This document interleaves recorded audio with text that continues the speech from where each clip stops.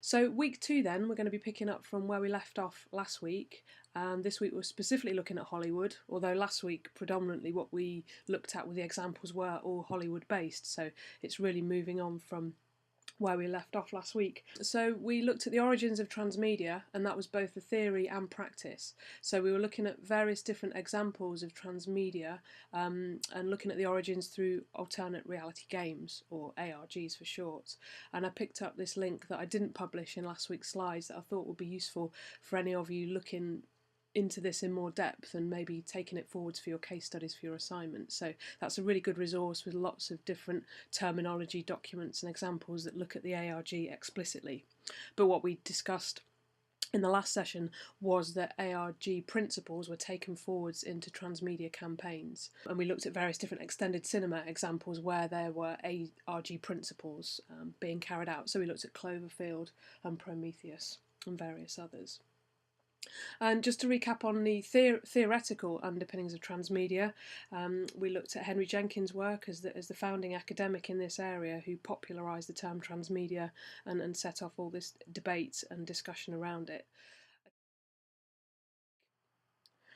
So what Rides TV does is basically utilises all of the audience members' digital communication devices, so computer, phone and tablet, within a single storytelling experience.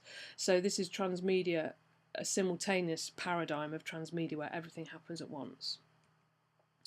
Now what I'm going to do is briefly just jump out of the presentation and I'll show you a clip of me having a look at one of these experiences. But what happens is, and what you'll see if you go onto the website, is you have to download an app for your iPhone or your iPad called Rides TV Sync, and that's a free download that you can access from the iTunes store. And what it does, as soon as you log in online to rides.tv and you open up the app on your device and you start one of these experiences, they sync together.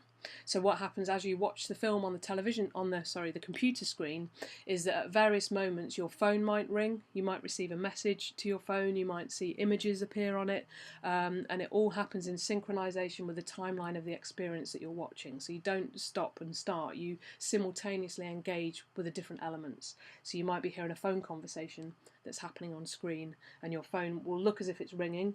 That screenshot there to the right shows what happens. It's not, it's the app simulating that experience, but then you can actually hear audio through the earpiece of the phone, so it feels as if you're accepting a phone call.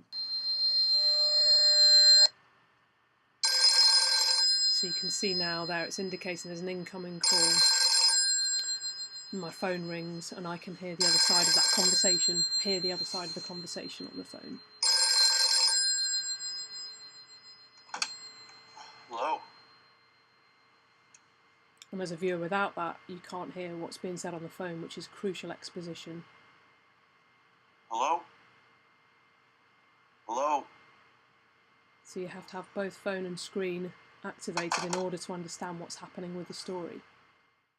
One of these diagrams which showed how they mapped a story and how they built all the elements in to enable it to become this multi-level experience across multiple screens, which I found fascinating really, because it's so kind of layered and detailed in how things will happen, but it gives a layered experience as opposed to a choice. So it's not like one of those branching tree narratives where you can choose to do this or choose to do that, like the choose your own adventure books of the 1980s.